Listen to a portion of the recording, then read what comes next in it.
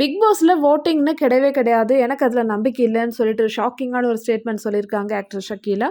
ரீசென்ட்டா நடந்த Shruthika fan ஃபெஸ்டிவல்ல Shakeela, ஸ்ருதிகாவ interview பண்ணியிருந்தாங்க. ஸோ இந்த இன்டர்வியூல தான் வந்து ஷக்கீலா ரொம்பவே ஷாக்கிங்கான இந்த ஒரு ஸ்டேட்மெண்ட் சொல்லியிருக்காங்க. எனக்கு யாரையுமே பயம் கிடையாது. அதனால இந்த ஸ்டேட்மெண்ட் சொல்றதுக்கு எனக்கு பிரச்சனையே இல்ல அப்படின்னு சொல்லிட்டு சொல்லியிருக்காங்க. அது மட்டும் இல்ல நெறைய ஷாக்கிங்கான ஸ்டேட்மெண்ட் சொல்லியிருந்தாங்க ஷக்கீலா. என்னலான்னு பார்த்தீங்கன்னா, ஸ்ருதிகா வந்து சவுத்லேருந்து வந்த ஒரு பொண்ணு.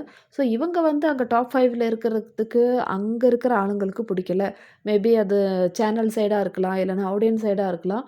ஸோ இதுதான் வந்து ஒரு நெப்போட்டிசம். ஸோ அவங்களுடைய ஆளுங்களே வந்து வரணும். அந்த ஒரு எண்ணத்தில தான் வந்து ஸ்ருதிகாவ அன்ஃபேரா எலிமினேட் பண்ணிட்டாங்கன்னு சொல்லி ஷக்கீலா சொல்றாங்க. ஸோ இது உங்களுக்கு தோணலையா? அப்படின்னு சொல்லிட்டு ஸ்ருதிகா கிட்ட ஷக்கீலா கேட்குறாங்க. ஸோ இதுக்கு வந்து நம்ம ஸ்ருதிகா வந்து அந்த எவிக்ஷன் எனக்கே வந்து நம்ப முடியல. நான் அந்த அளவுக்கு நான் சத்தியமா எதிர்பார்க்கவே இல்ல. நான் மட்டும் இல்ல, என் கூட இருந்த கண்டஸ்டன்ட்டும் அப்படிதான் இருந்தாங்க. அங்க இருந்த கண்டஸ்டன்ட்ஸும் வந்து எனக்கு தான் சப்போர்ட் பண்ணியிருந்தாங்க. நான் எலிமினேட் ஆக மாட்டேன். டாப் 5ல கண்டிப்பா வருவேன். அப்படிதான் வந்து அவங்களும் நெனச்சிட்டு இருந்தாங்க.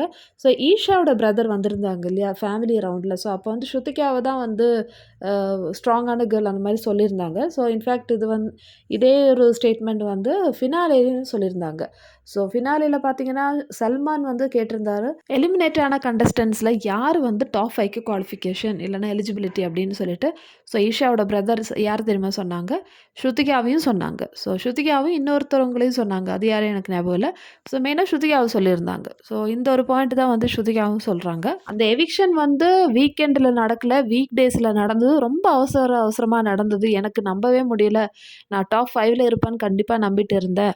இருந்தாலும் இந்த அளவுக்கு சப்போர்ட் கிடைச்சது பெரிய விஷயம் அப்படின்னு சொல்றாங்க. நம்ம ஸ்ருதிகா எந்த ஒரு இடத்துலயும் நெறைய இன்டர்வியூலாம் இருந்தது. ஸோ எந்த ஒரு இடத்துலயுமே வந்து கூட இருக்கிற கண்டஸ்டன்ட்ஸ பத்தி கொஞ்சம் தரக்குறைவா பேசுறதோ, இல்லன்னா வன்மமா பேசுறதோ அந்த மாரி எதுவுமே வந்து பண்ணல. அவங்க எல்லா இன்டர்வியூலயும் ஹிந்தி சைட்லயும் சரி, அதாவது ஹிந்தி இன்டர்வியூ நெறைய குடுத்துருந்தாங்க. ஸோ அதுலயும் வந்து பாசிட்டிவா தான் பேசுனாங்க. அதே மாரி தமிழ்லயும் வந்து நெறைய பாசிட்டிவா தான் பேசுனாங்க. யாருமே வந்து டிஸ்ரெஸ்பெக்டபுளா வந்து பேசவே இல்ல. ஷக்கீலா சொல்றாங்க, ஹிந்தில வந்து நெப்போட்டிசம் அங்க தான் ஸ்டார்ட் ஆயிடுச்சு. ஸோ மேபி அதனால கூட இருக்கலாம். உங்கள சீக்கிரமா எவிக்ட் பண்ணிட்டாங்க. ஃபினாலேக்கு போறதுக்கு முன்னாடின்னு சொல்றாங்க. அதுக்கு ஸ்ருதிகா ரிப்ளை பண்றாங்க. என் கூட இருந்த கண்டஸ்டன்ட்ஸ்ல 2, 3 பேர் வந்து கலர்ஸ்லயே வந்து 10, 12 வருஷம் அங்க தான் வொர்க் பண்ணிட்டு இருந்தாங்க. ஸோ கலர்ஸோட செல்ல பிள்ளைங்க மாரி தான் அவங்க எல்லாருமே அப்படின்னு. இது யார சொல்றாங்கன்னு தெரியுமா மக்களே? எஸ்பெஷலி விவின், ஈஷா, அவினாஷ், சாஹத் இவங்கலாம் வந்து ரொம்ப வருஷமா கலர்ஸ்ல தான் வொர்க் பண்ணிட்டு இருந்தாங்க. ஸோ கரண் கூட ஒரு ஷோல இருந்தாரு இல்லையா? அந்த கத்ரோம் கா கில்லாடி. ஸோ அதில வின்னர். ஸோ இந்த மாரி பேருலாம் இருக்கும்போது, இந்த மாரி இவ்ளோ எக்ஸ்பீரியன்ஸானவங்கலாம் அங்க இருக்கும்போது, எப்படி என்ன மட்டும் வந்து டாப் 5ல அனுப்புவாங்க? அந்த மாரி ஒரு கொஸ்டின் தான் வந்து ஸ்ருதிகா மைண்ட்லயே இருக்குது. நம்மளுக்கு தெரியுது. ஸ்ருதிகா பேசும்போதே வந்து, இவங்க இந்த மாரி நெனச்சு தான் வந்து பேசுறாங்கன்னு சொல்லிட்டு.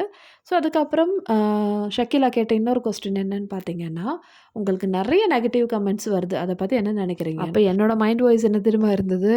அவங்களுக்கு மட்டுமா நெகட்டிவ் கமெண்ட்ஸ் வருது? அவங்கள பத்தி சொன்னாலே வந்து சொன்னவங்களுக்கும் நெகட்டிவ் கமெண்ட்ஸ் வருதே ஷக்கீலாம்மா. ஸோ என்னோட சேனல் வந்து பாருங்க. அப்படிதான் வந்து எனக்கு சொல்ல தோணிடுச்சு. ஆனா நம்ம ஸ்ருதிகா வந்து அதையும் வந்து பாசிட்டிவா எடுத்து பதில் சொன்னாங்க. ஸோ நான் வந்து ஒரு பப்ளிக் ப்ரொஃபைல்ல இருக்கேன். ஸோ அந்த மாரி டைம்ல எனக்கு வந்து ஒரு பாசிட்டிவ் கமெண்ட் வருதுன்னா, அதே அளவுக்கு ரெஸ்பான்சிபிள் இருக்கு. நெகட்டிவ் கமெண்ட் வந்து அது கேட்கறதுக்கு. அது சரியா இருந்தா திருத்திக்க போறேன். இல்லன்னா அது எனக்கு சரியாவே படல. அவங்க தப்பா சொல்றாங்கன்னா, அத இக்னோர் பண்ணிட்டு போ வேண்டியதான். இந்த ஒரு ஆன்சர் வந்து எனக்கு ரொம்பவே பிடிச்சிருந்தது. ஸோ நெகட்டிவ் கமெண்ட்ஸ் எல்லாருக்குமே வரும். ஸோ இந்த மாரி வர டைம்ல அது சரியா இருக்கிற பட்சத்தில நம்ம வந்து சரி பண்ணிக்கலாம். இல்ல அவங்க தப்பா சொல்றாங்க, நம்மள புரிஞ்சுக்காம தப்பா சொல்றாங்கன்னா, அந்த கமெண்ட்ஸ்லாம் வந்து தொடச்சு விட்டுட்டு போயின்னே இருக்கணும். அவ்வளோதான். அடுத்தது சல்மானுக்கு ஸ்ருதிகா மேல ஒரு சாஃப்ட் கார்னர் இருக்குன்னு சொல்லிட்டு ஸ்ருதிகா வந்து சொல்றாங்க. ஸோ சல்மான் வந்து நெறைய டைம்ல வந்து என்ன வந்து கேரிங்கா வந்து பேசியிருக்காங்க.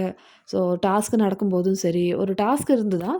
புல் மேல ஸ்ருதிகா ஏறி இருந்தாங்கல்ல, அந்த டைம்ல வந்து ஸ்ருதிகா ஒரு லாங் ஸ்கர்ட் போட்டிருந்தாங்க. ஸோ அது ஸ்டார்ட் பண்றதுக்கு முன்னாடி வந்து சல்மான் வந்து கேட்டிருந்தாராம். "ஸ்ருதிகா உங்களுக்கு வந்து சேஞ்ச் பண்ணணும்னா சேஞ்ச் பண்ணுங்க ட்ரெஸ்" அப்படின்னு சொல்லிட்டு கம்ஃபர்டபுளா இருக்கீங்களான்னு. ஸோ இந்த மாரி நெறைய இடங்கள்ல வந்து சல்மான் வந்து எனக்கு ப்ரொடெக்ட் பண்ணி இல்லன்னா கேர் பண்ணி பேசியிருக்காரு. எனக்கு அது ரொம்ப பிடிச்சிருந்ததுன்னு சொல்றாங்க. ஸோ இந்த மாரி ஃபுல் இன்டர்வியூல இந்த ஹோல் இன்டர்வியூலயும் வந்து ஒருத்தர கூட குறை சொல்லி இதுவரைக்கும் ஸ்ருதிகா வந்து பேசினதே கிடையாதுங்க. வெளிய அ நெறைய பேரோட ஃபேன்ஸ்லாம் வந்து அடிச்சுக்கிறாங்க. ஸோ கரண் ஃபேன்ஸா இருக்கட்டும், விவின் ஃபேன்ஸா இருக்கட்டும். ஸோ பிரச்சனைகள் இன்னும் போயிட்டு தான் இருக்கு. அந்த சைடு இன்னும் பிரச்சனைகள் முடியவே இல்ல. ரஜித்தோட ஃபேன்ஸு. ஆனா நம்ம ஸ்ருதிகா அதெல்லாம் வந்து கண்டுக்கல. நான் வந்து பாசிட்டிவா இருப்பேன். நான் பாசிட்டிவா தான் எல்லா பத்தியும் சொல்லுவேன்னு சொல்லிட்டு அவங்க வந்து அவங்களோட இன்டர்வியூல வந்து ரொம்ப சூப்பரா வந்து பேசினாங்க. ஸோ இத பத்தி உங்களுடைய ஒப்பீனியன் சொல்லுங்க மக்களே. ஸோ ஆஸ் யூசுவல் வீடியோ பிடிச்சிருந்தா சேனல் லைக் பண்ணுங்க, ஷேர் பண்ணுங்க அண்ட் சப்ஸ்கிரைப் பண்ணுங்க.